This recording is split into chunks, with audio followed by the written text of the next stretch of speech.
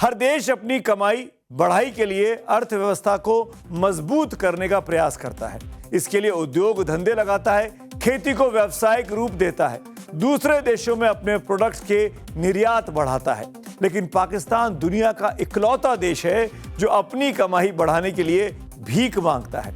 उसके army chief और प्रधानमंत्री ही नहीं बल्कि दूसरे देशों में जाकर आम पाकिस्तानी को भीख में अरबों अरब रुपए पाकिस्तानी रुपए मिल जाते हैं। दुनिया के लिए पाकिस्तान एक नए अर्थशास्त्र का प्रणेता बन गया है, भीख का अर्थशास्त्र।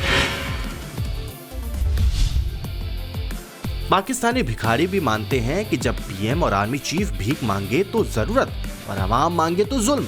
ये कैसी हिपोक्रेसी है। पाकिस्तान की ज्यादातर अवाम मान चुकी है कि ऊपर वाले ने हाथ मांगने के लिए दिए हैं तो मेहनत करने के बजाय भीख ही मांगी जाए। यानी पाकिस्तान के भिखारी मुल्क के अंदर से लेकर मुल्क के बाहर तक एक बड़ी मुसीबत बन गए हैं।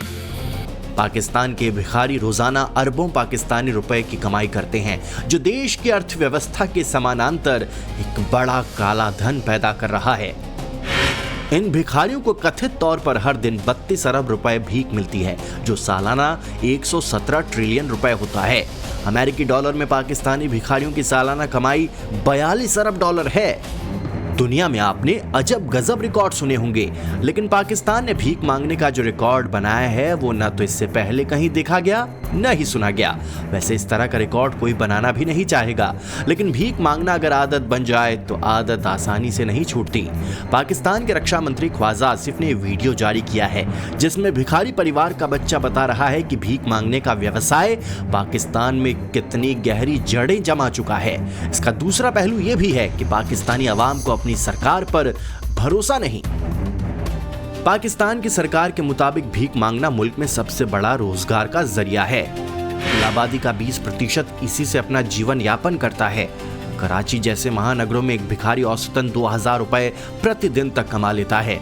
वहीं लाहौर और इस्लामाबाद में भी आंकड़ा 1000 से 1500 रुपए के बीच है जो कई दिहाड़ी मजदूरों की आय से कहीं ज्यादा है।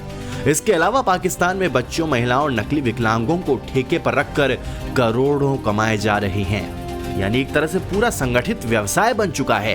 कंगाल पाकिस्तानियों को भीख की यही लाखों करोड़ों की कमाई ही अमीर बनने का आसान जरिया दिखाई देती है। ऐसे कई नमूने आपको पाकिस्तान में दिख जाएंगे जो ये गर्व से कहते हैं कि हाँ, मैं भिखारी हूँ। कई भिखारी तो विदेशों में सेटल होने का दावा भी करते हैं। पाकिस्तान में इस समय 3 करोड़ से ज्यादा पेशेवर भिखारी एक्टिव हैं। वो इबादत के बहाने सऊदी अरब जाना चाहते हैं ताकि वहां भीख मांग सके। साल 2025 में भी सऊदी अरब ने करीब 5000 भिखारियों को डिपोर्ट किया था। पाकिस्तान के इन भिखारियों से इस्लामाबाद से लेकर रियाद तक सारा सिस्टम परेशान है। देश के प्रमुख शहरी केंद्रों की सड़कों पर करीब 12 लाख भिखारी बच्चे घूमते हैं। हैरानी की बात तो यह है कि इतनी रिपोर्ट आने के बाद, भीख के कारोबार पर इतना खुलासा होने के बाद भी पाकिस्तान और पाकिस्तानियों का फकीरी स्कैम अरब मुल्कों में बेशर्मी से जारी है। हर साल सैकड़ों पाकिस्तानी भीख मांगने के जुर्म में गिरफ्तार होते हैं, लेकिन दिरहम के लालच में उन्हें खुद के और मुल्क का शर्मसार होना भी मंजूर है। जमाना एआई का है।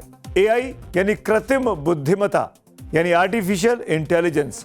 भारत में आर्टिफिशियल इंटेलिजेंस का जैसा भव्य वैश्विक सम्मेलन हुआ और लाखों करोड़ रुपए निवेश की बात हुई, उससे भी आप एआई की ताकत का अंदाजा लगा सकते हैं। लेकिन उससे भी ज्यादा एआई अब देश की रक्षा में भी अहम भूमिका निभा रहा है। इससे हमारी फौज न सिर्फ सामरिक खतरों को भांप लेती है बल्कि खुफिया इनपुट बढ़ाने और अत्याधुनिक हथियारों को भी अपग्रेड करने में मदद मिलती है।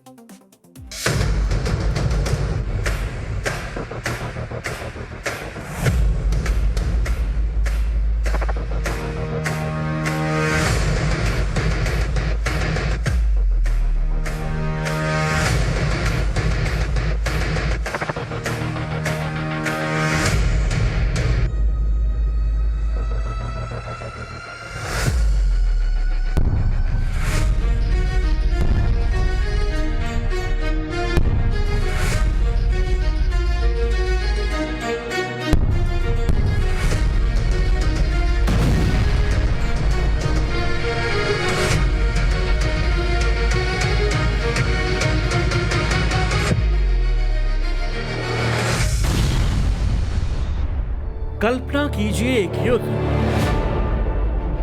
जहां इंसान ट्रिगर नहीं दबाता, बल्कि मशीन खुद फैसले लेती है किसे मारना है, कब मारना है। यह साइंस फिक्शन नहीं, बल्कि आज की हकीकत बन रही है।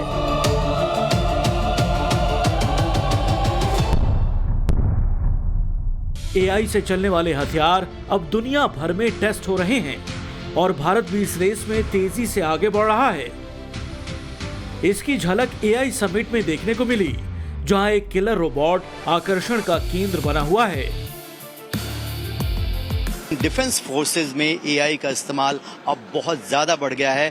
वर्तमान में जो रूस और यूक्रेन का वॉर चल रहा है उसमें भी मैक्सिमम एआई तकनीक का इस्तेमाल हुआ और ये जो रोबोट आप देख रहे हैं वो किस तरीके से हमारी आर्म फोर्सेस को डिफिकल्ट टेरेन में मदद करता है, इसका नाम दिया गया है ट्रैकर। और ये काम कैसे करता है और किन परिस्थितियों में ये कारगर साबित होता है, ये जानने के लिए हम पूछते हैं सर इसकी खासियत क्या है और किस तरीके से ये आर्म फोर्सेस को मदद करता है।